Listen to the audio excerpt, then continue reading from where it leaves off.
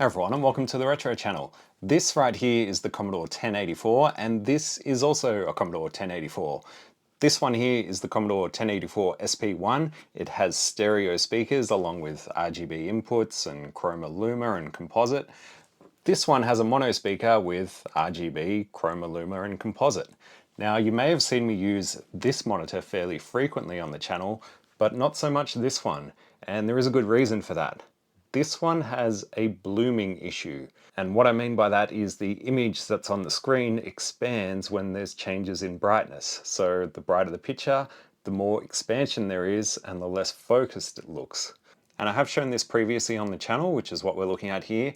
And I also noticed that the high voltage on this thing ranges from about 23.8 kilovolts up to 25.1 kilovolts, whereas this monitor ranged from 24.1 to about 24.8 kilovolts.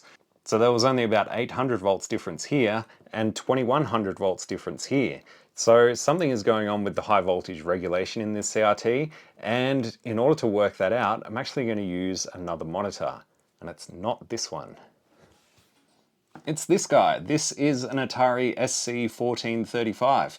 Believe it or not, this is pretty much identical to the Commodore 1084 SP1. The difference is this one only has an RGB input, so it lacks the chroma luma and composite inputs, but apart from that, it's still got stereo speakers and obviously RGB. So I have tested this one out previously and it does not suffer the same blooming issues. Keep in mind that this is pretty much almost new. It looks to have very little use on it, and I actually got it with the original box and all. Maybe that says something about the Atari ST, let's not go into it. This one, however, I got this, it was not working. I had to replace the flyback in it with a modern replacement, which is a HR Demon flyback, and also one of the switching regulators was shorted, so every time I tried to power it on, it'd just blow the fuse, so I eventually tracked that down to the switching regulator, and then from there worked out that the flyback was also bad. So those have been replaced, and perhaps there's something to that. I guess we'll find out. What I plan to do is actually just swap the boards between these two monitors because they're practically the same, and see if this CRT still has the same blooming issue. The other option here is it could be that the CRT itself is just tired, and therefore we need to put more voltage into it in order to get a brighter image, and that causes it to bloom out. But I guess we won't know until we try and swap these two over, see what happens. So let's start off with the 1084 because I haven't bothered putting the screws back into this one, so it should just slide open, maybe. And also looks like I didn't bother reconnecting the speakers, so that makes life easy. Oh yes, and the speakers in this were also dead, so I've replaced those as well. Part of the reason why I really want to get this thing back up and running is because I've done so much work to it already, it just kind of sucks to have it sit there and not be used. Now this one hasn't been powered on for quite a while, so I'm not expecting any high voltage to be stored up in the tube, but the standard CRT safety warnings apply. So if you've never worked inside a CRT, do not start with this video.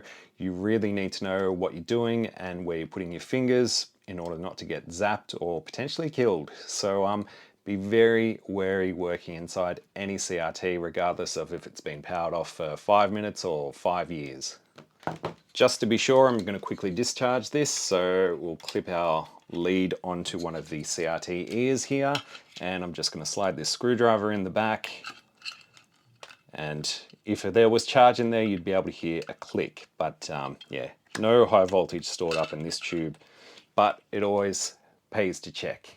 So I'm just going to go about pulling this thing apart, getting the board out, the neck board off, and then we're going to do the same with the Atari monitor, swap these boards over and see if this CRT still blooms.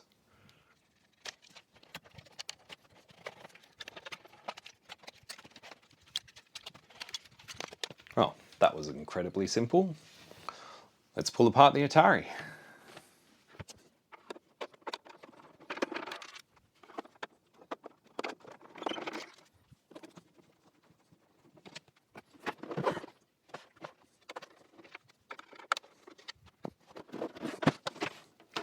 Alright, so should be very similar on the inside, and yes, the speakers need to be disconnected. And here's a quick look at the back of these two. So as you can see, they both have power input, the power connector, horizontal size, vertical shift, but the 1084 has a button to switch between analog and TTL RGB, whereas the Atari does not.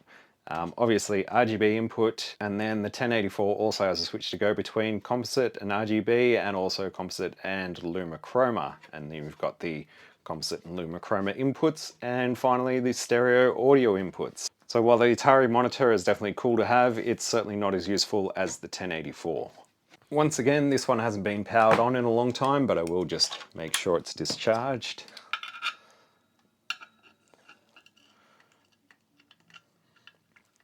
Nothing going on there. As you can see, it is very clean in here. When I first got this monitor, like I said, it was in the box and still had all the original packaging. I mean, it has been used, I think, but certainly hasn't got many hours on it. And I did just open it up just to make sure everything looked okay inside. And then I powered it on, it worked, and I was cool with that. But again, RGB only. Let's continue pulling this down. That came off fairly easy.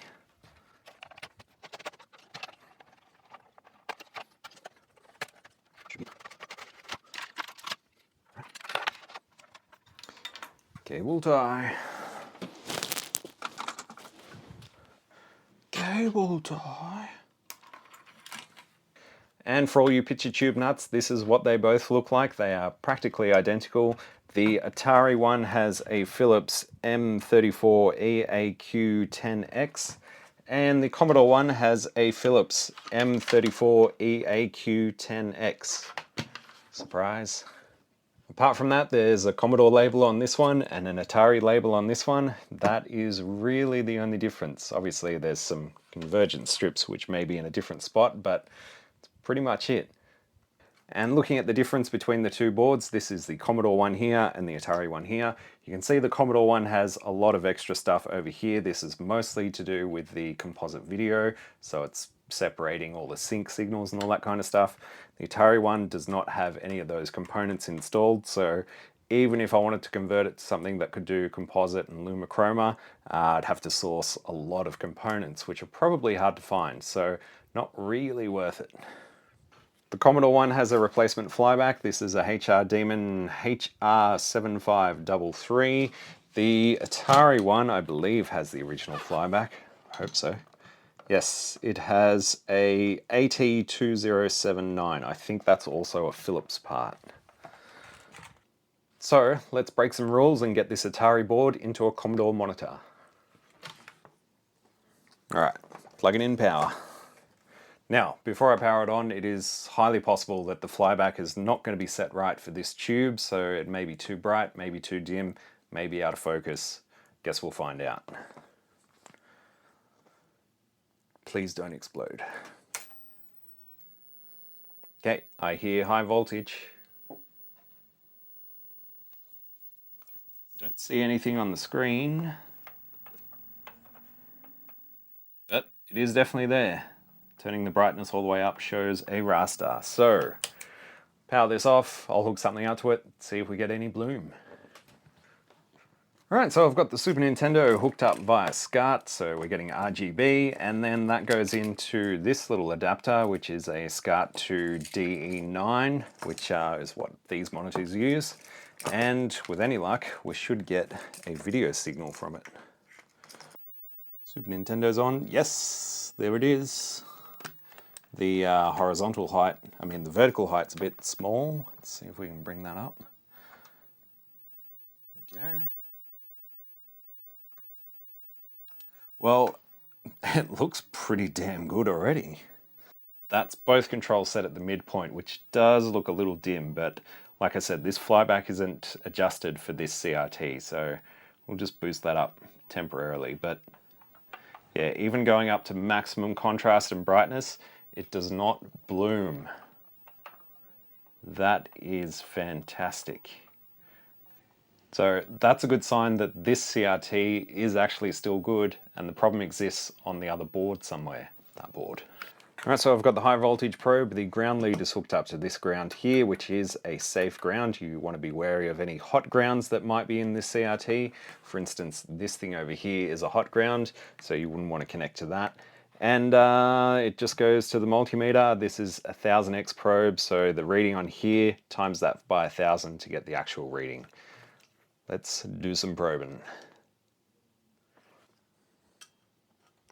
I'm just going to start by putting it in here while it's off. And yeah, it arced over to the probe while I did that. So also kind of handy for discharging a CRT. It's still arcing at it. Just want to make sure I get the actual probe itself right in the middle of the two prongs. So I don't know if you can see it on camera, but those two prongs, I want to put the probe right in the middle, just so when I'm probing this, I don't accidentally push in one of these and knock the actual flyback lead off. That'd be bad. Right, we're in position. Let's power this thing on. And we're seeing about 25,000 volts. Let's adjust the brightness and contrast. So up at the max, we're seeing 24.7. I don't know if I'm blocking the view of the multimeter at the moment, but 24.7 at the brightest and 25.24 at the darkest. So that was maybe 500 volts between the brightest and the darkest image, which is quite a big difference from the other board, which had about 2100 volts difference. So something's going on that board. I think my best bet is just to swap the flybacks over, see if that makes a difference. I don't fully trust these replacement flybacks, so I'm pretty curious if it's going to be this HR Demon flyback that just isn't up to scratch. Alright, one more thing we should probably look at before I go swapping over flybacks is the low voltage side. Because the B plus voltage gets fed into the flyback transformer and then that generates a bunch of other voltages, including our high voltage, maybe there's fluctuations in the low voltage that's being transformed by the flyback transformer to fluctuations in the high voltage. So let's have a quick look at that. The multimeter is hooked up to this large resistor. I can show you on this board, this one here, and the other side is just hooked up to ground. So we should see 128 volts and hopefully it'll just be stable over the whole brightness range, but one way to find out. Yep, there we go, 128.6 volts. Let's change the brightness. So brightness and contrast all the way down practically doesn't change. 128.3 to 128.2, so 0.2 volts in it. Does that mean anything? I guess the only way to know for sure is to power up the other board and see if it's similar. Alright, so 128.1 at the full brightness, 128 even.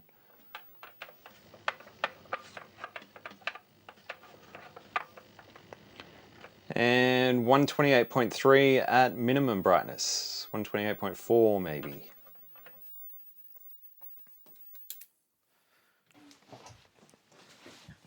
So around 0.4 volts, 0.3, 0.4 with the original board. What does it mean though? Not a lot. I was expecting to see maybe a bit more of a difference to hopefully lead us in some sort of direction, but that doesn't really tell me much. I think best bet here is to go ahead and swap these flybacks over, see what happens. Oh, one little oddity you may notice is these inductors down here. The inductor that was there I found to be open circuit. I pretty much went around and tested almost all the components on this board trying to work out what was wrong with it. And yeah, there was an inductor there that was open circuit. It was an 82 microhenry, so I didn't have one of those on hand, so I put a 68 and a 15 microhenry in series in that spot. So it's about 83, but it didn't cure the blooming issue. Alright, that's one of them out. I didn't disconnect it from the neck board because it's a pain in the ass and I don't particularly want to do that. So we'll just do the same on the other one and swap these over. Pretty sure the neck board is going to be exactly the same on both. Alright, and this is our original flyback. So yeah, very similar, but maybe there's something just not quite right with the HR one. As for the neck boards, yeah, they pretty much look the same. I mean, I did replace these caps, so I did put a white sort of dot on them when I replaced them, but apart from that, they look pretty much identical. Maybe some slight differences with these heat sinks having like a cover over them kind of thing, but apart from that, they're all the same. The only difference is going to be with the red, green, and blue drive. But I guess if this works out, I'll swap the neck boards over as well, just to retain the original gun drives. So I think our best bet is to put the potentially bad flyback in the Atari board, see if it starts blooming. Alright, and we should be ready to go. So it's got the Atari board in it with the flyback from the Commodore and the neck board from the Commodore. Let's see if this thing still blooms. Oh, I can hear it running, that's always a good sign. We're going to get an image. We've got an image.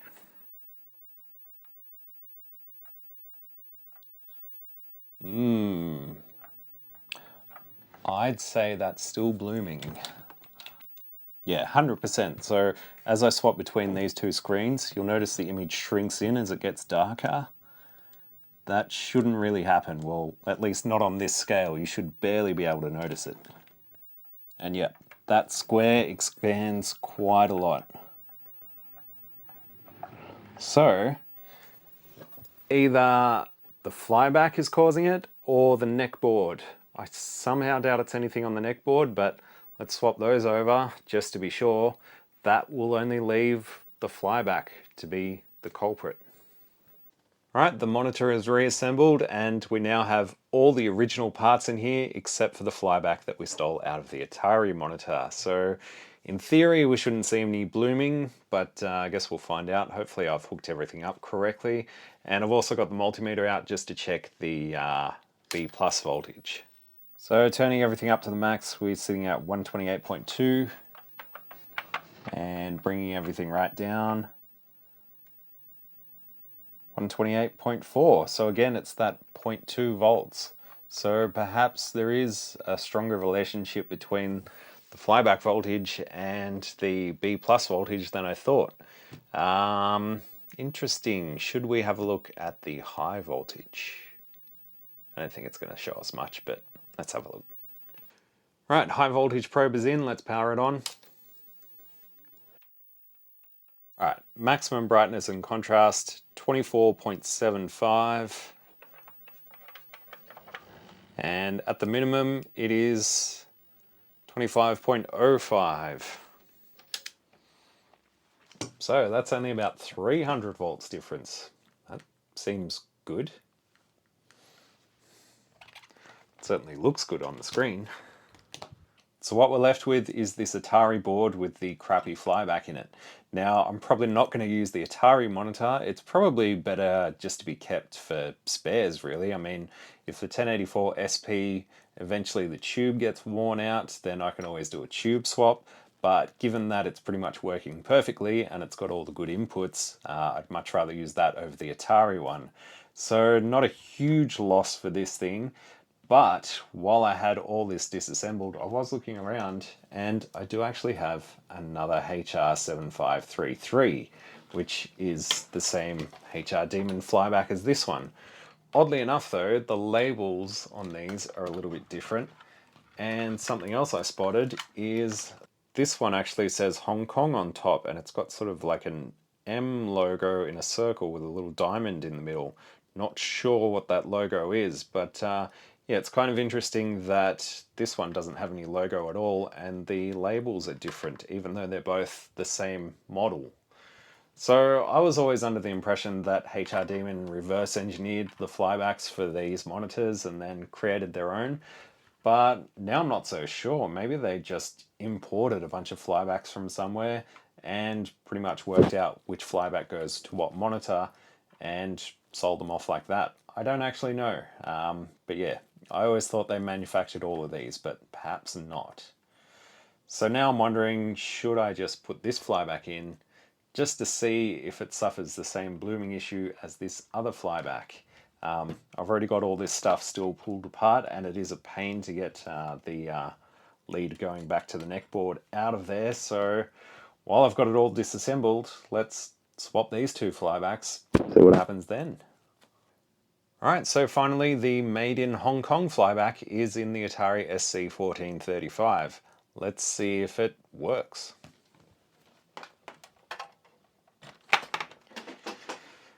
Here we go. Sounds good.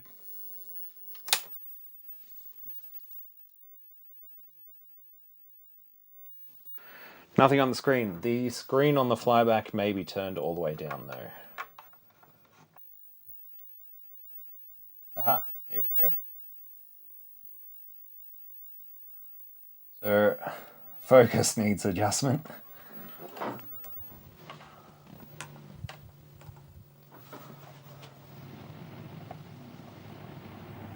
we go.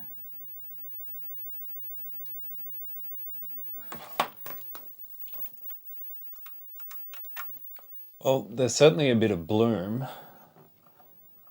Probably not as bad as this flyback though. Yeah, it does bloom out a little bit, but not as badly. It still retains most of the focus. I can pretty much see all the little scan lines in between. So it's better. It's certainly not as good as the original flyback, which is now in the 1084, but like I said, I'm probably not going to use the Atari monitor that much, so not a huge loss. It's still, yeah, certainly better than this flyback. One other difference I noticed is this one says high voltage danger on the anode cap, whereas the other one does not. So yeah, they're definitely different flybacks, and this one seems to be crap. I don't know if that's the case for all of them that look exactly like this, but certainly for this one it is. So not going to be using that ever again. As for HR Demon flybacks in general, well, I guess they're hit and miss. This one seems half decent, but yeah, not that one. Either way, I think it's pretty much the only option there is these days. So if you've got a bad flyback, you're pretty much stuck with luck of the draw with the HR Demon ones. Yeah. So I'd be interested to hear if anyone else has had similar issues with the HR Demon flybacks. Yeah, I just kind of not fully sold on them. Actually, the 1084, the other one, has a replacement HR Demon flyback in it, and it's got sort of almost like a dirty screen effect on the far left hand side, and that's definitely something that I've seen reported with other people using that particular flyback in their 1084, so it's not isolated to just the one that I have. But yeah, if anyone else has found blooming issues after replacing their flybacks with one of these, leave it in the comments down below. So I think that's going to do it for this one. I'm going to go about just doing some fine touches with this thing, make sure it's all calibrated and nice, and then it'll probably sit back on the shelf for a rainy day. The other 1084 is also going to need to be calibrated because I've swapped the flybacks over, so I'll get about doing that. But if you enjoyed the video, be sure to like and subscribe, all that kind of stuff. And if you really want to help me out, you can use the Patreon links down below to become a channel supporter. That would also give you ad-free early access to all videos. So consider that, but until next time, I will see you next time. Bye.